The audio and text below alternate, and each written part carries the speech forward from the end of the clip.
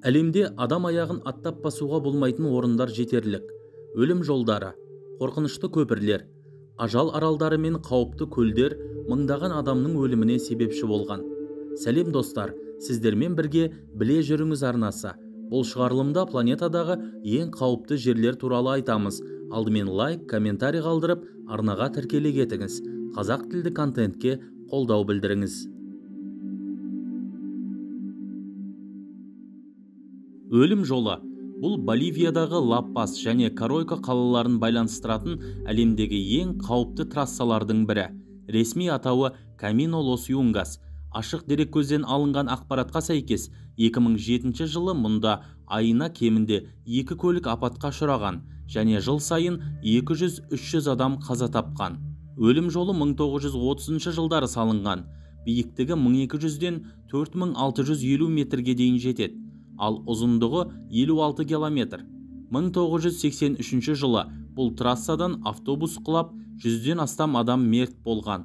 2006 жылға дейін Камино Лос Юнгас жолы бірте-бірте модернизацияланып, бұрынғыдан әлде қайда қауіпсіз деңгейге жетті. Бүгінде жоғарыда айтылған екі қаланың ортасына басқа жол салынғандықтан, экстремалды жаны қалайтын велоспортшылар мен туристерді қоспағанда, өлім трассасын пайдаланатын қарапайым адамдар әлде қайда азайған. Кристалдар үңгірі. Бұл Мексиканың Наика қаласында 300 метр тереңде орналасқан. Мұндағы кристалдардың ұзындығы 11 метр, ені 4 метр, салмағы 55 тоннаға дейін барады. Алайда бұл кереметті көзбен көру оңайға соқпайды. Өйткені үңгір өте ыстық, температурасы 55 градусқа дейін жетеді. Ылғалдығы 99%. Сондықтан адамдарға зерттеу жасау өте қиын. Мұнда арнайы салқындатқыш киім пайдаланғанның өзінде 20 минуттан артық уақыт қалуға болмайды. Жыландар аралы. Бразилия жағалауларынан шамамен 35 шақырым жерде Атлант мұхитында орналасқан Кеймада Ганди деп аталатын бұл мекенге жүрек жұтқандар ғана барады. Себебі бұл аралды әлемдегі ең қауіпті жыландар мекендейді. Шағып алса, тындым дей беріңіз. Бір жағы қауіпті болғандықтан, әрі флора мен фаунаны сақтау үшін ел билігі аралға баруға рұқсат бермейді. Сондай-ақ оның маңында балық аулауға, дайвинг жасауға да болмайды. Заң бойынша тыйым салынған.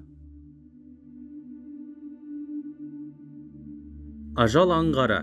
ақш-тың оңтүстік батысында Калифорния штатына қарасты Мохаве шөліндегі сусыз алқап. Ұзындығы 250 километрге созылып жатыр және ол солтүстік Америкада теңіз деңгейінен ең төмен орналасқан жері болып есептеледі. Мұндағы температураның деңгейі 56 градусқа дейін жетсе, жердің ыстығы 94 градусқа дейін көтеріледі. Күннің ыстық болғаны соншалықты, тіпті құмға жұмыртқа қуыруға да болады. Кейбір деректер бойынша бұл аңғарда жылына 3 адамға дейін қаза табады. Алқапта 1849 жылы бір топ алтын іздеуші су таппай ажал құшқан, сондықтан ол өлім аңғары аталып кеткен. Мұнда бара қалсаңыз, күннің ыстығынан бөлек қауіпті аңдардан да, оның ішінде жыландар мен скорпиондардан сақ болған жөн. Ал одан да қорықпаймын дегендерге аяқ киімді мүлдем шешуге болмайды. Мәселен, 2017 жылы бір турист алқапты аяқ киімсіз аралаймын деп ауруханаға 3-ші дәрежелі күйікпен түскен. Оймекон әлемдегі ең суық жерлердің бірі. 500-ге жуық тұрғын мекендейтін Ресейдің солтүстігінде орналасқан ауыл қыс мезгілінде 70 градусқа дейін суиды. Үйлерде құбырлар жиі қатып қалады. Егін егуге болмайды. Дәретхананы тек далаға орнатады. Ал егер адам қаза тапса, жерді жұмсарту үшін бірнеше күн зиратта от жағуға тура келеді. Сондықтан мұнда өмір сүру өте қиын. Қаңқалар жағалауы. Намибиядағы бұл жағалау әлемдегі ең жағымсыз орындардың бірі. Жүздеген жылдар бұрын апатқа ұшыраған кемелердің қалдықтары мен адамдардың сүйегі әлі күнге дейін жатыр. Бұл қорқынышты жағалауды жүрек жұтқан батыл адамдар ғана аралай алады. Қауіпті көл. Ресейдің Челябі облысындағы Қарашай деп аталатын бұл көл радиоактивті қалдықтарды сақтау үшін қолданылған. Ғалымдар оны әлемдегі ең лас көлдердің бірі деп атады. Зиянды су адамды 50 минутта мерт қылады. 2015 жылы судағы радиация көлемін азайту үшін көлге бетон құйылды. Данакиль шөлі. Мұнда әр қадам сайын атқылайтын жанартаулар бар. Термометр 50 градусқа дейін көтеріліп, жер қойнауынан улы гейзерлер бөлінеді. Қанша қауіпті болғанымен, бұл жерге қызығушылық танытатындар көп, алайда мұнда тәжірибелі жол серіксіз баруға тыйым салынады. Вашингтон тауы. Оның шыңында жер бетіндегі ең күшті жел соғып тұрады. Желдің жылдамдығы сағатына 327 километр. Онымен қоса температура -40 градусқа дейін жетеді және үнемі қар жауып тұрады. Таудың биіктігі 1917 метр. Оның шыңына шыққан адам Эверест тауын бағындырғандай күш жұмсайды.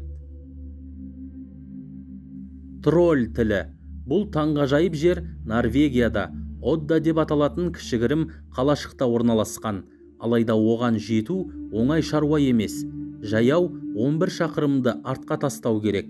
Дегенмен оңаша қалып, тыныш жер іздеген болсаңыз, сізге керегі осы. Әйнек жол. Қытайдағы Тяньмэнь тауының батыс бөлігіндегі жардың бойымен жүргізілген ұзындығы 70 метр шыны аллея 1430 метр биікте орналасқан.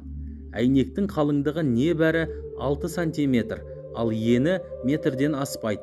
Бұл адамға естен кетпес эмоция сыйлайтыны сөзсіз. Алайда бұл жолмен жүріп көрем дегендерге үлкен дайындық керек. Әйнек көпір. ақш-тың Колорадо штатындағы үлкен каньонның батыс бөлігінде Лас-Вегас қаласынан шамамен 200 километрдей жерде орналасқан.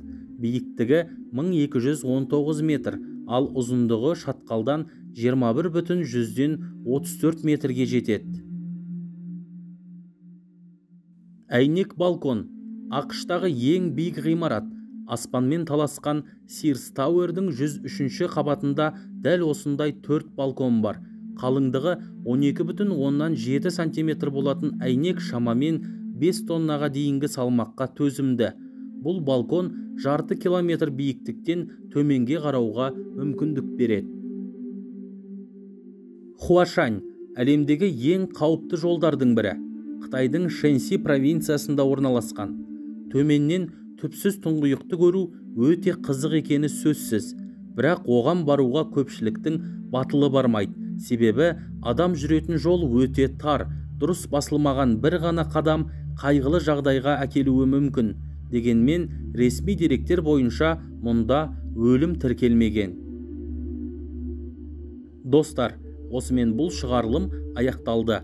Видео ұнаса, міндетті түрде лайк, комментарий қалдырып, арнаға тіркеле кетіңіз. Қазақ тілді контентке қолдау білдіріңіз.